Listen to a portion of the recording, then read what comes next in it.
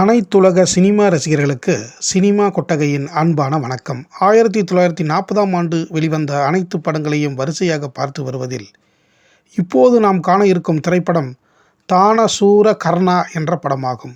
இப்படத்தினை Dwarakanath productions சார்பாக துவாரகநாத் தயாரித்து எழுதி இயக்கியிருக்கிறார். வசனம் மற்றும் பாடல்களை எஸ்.ஜி. கிருஷ்ணமூர்த்தி பிள்ளை எழுதியிருக்கிறார்.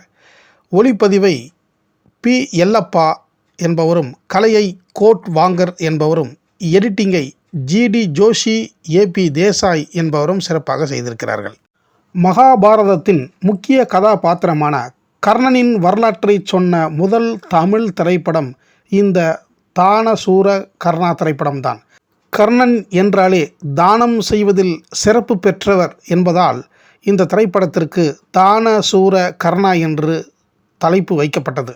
இப்படத்தில் கர்ணனின் பிறப்பு, வளர்ப்பு, வில்வித்தை பயிற்சி, தான தர்மங்கள், துரியோதனனின் நட்பு, பாண்டவர்களுடன் போர் போன்ற 7 பாகங்களை தெளிவாக இந்த கதை எடுத்துரைக்கப்பட்டதால் ஒவ்வொரு பாகமும் ஒவ்வொரு படம் போல இருக்க வேண்டும் என்று 7 பாகத்திற்கும் 7 இசையமைப்பாளர்களை இயக்குனர் துவாரகநாத் இசையமைக்க வைத்தார்.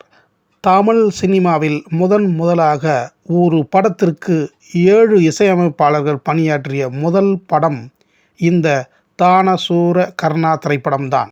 இந்த படம் கர்ணன் போரில் இறந்ததும் கதை அதோடு முடியாமல் தொடர்ந்து இறந்து போன கர்ணன் சூரிய பகவானிடம் சென்று தன் நண்பன் துரியோதனன் வாழ வேண்டும், இந்த போரை நிறுத்துங்கள் என்று கெஞ்சி அழும் காட்சியும், பிறகு கிருஷ்ணன் தூண்டுதலால் போர் மீண்டும் நடைபெற்று துரியோதனன் இறந்து சொர்க்கலோகத்தில் தன் நண்பன் கர்ணனிடம் வந்து துரியோதனன் மேலும் நட்புடன், அதாவது மீண்டும் நண்பர்களாக சொர்க்கத்தில் உலா வருவதுடன் இந்த படம் முடிக்கப்பட்டிருக்கிறது.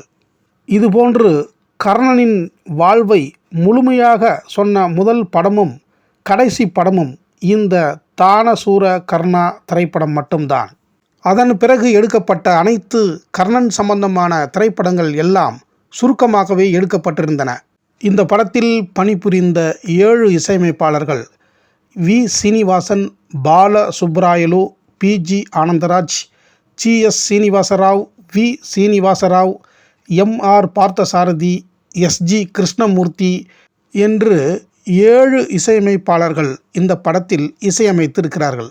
கதாபாத்திரங்களாக வாழ்ந்தவர்கள் கர்ணனாக டி.எஸ். சந்தானம் அவர்களும், பி.ஆர். பந்துலு அவர்கள் துரியோதனனாகவும், சொக்கலிங்க பாகவதர் அவர்கள் பாட்டு பாடி வரும் நாரதர் வேடத்திலும், பி.ஏ. குமார் அர்ஜுனனாகவும் மற்றும் பல நடிகர்கள் மகாபாரத வேடங்களை தாங்கி நடித்து இந்த படத்திற்கு பெருமை சேர்த்திருக்கிறார்கள்.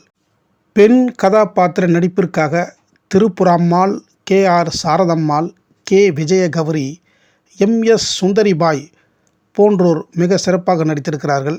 இதில் எம்.எஸ். சுந்தரிபாய் இந்த படத்தில் கவனிக்கப்பட்ட நட்சத்திரமாக இந்த படம் வந்த காலகட்டத்தில் பேசப்பட்டிருக்கிறார். 18,556 அடியில் எடுக்கப்பட்ட இந்த தானசூர கர்ணா திரைப்படம் 2/5/1940 அன்று வெளியாகி முதலுக்கு மோசமின்றி ஓடியிருக்கின்றது. காணாமல் போன இந்த திரைப்படத்தின் விளம்பர சுவரொட்டி மற்றும் படத்தின் போஸ்டர் மட்டுமே நமக்கு கிடைத்தது. அதை அப்படியே இங்கு வழங்கியிருக்கிறோம்.